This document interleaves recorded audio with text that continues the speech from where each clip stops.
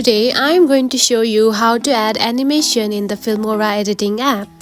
If you don't know how to add the animations on the videos or photos, then don't worry. In today's tutorial, I am going to show you how to exactly do it. So let's get started. First of all, open the Filmora app, just like this. After opening the app, make sure you have added the photo or video that you want to edit. After adding it, tap onto the video track, just right here. Tap on it. Then here you can find the animation option just right here. Now select it.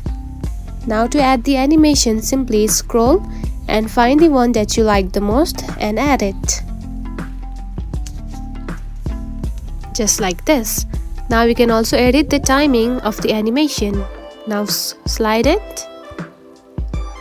And now you can see the animation has been added and tap onto the check mark. And that's it. This is how you can add the animation in the Filmora editing app. If you found this video helpful, don't forget to like and subscribe for more tips. Thanks for watching.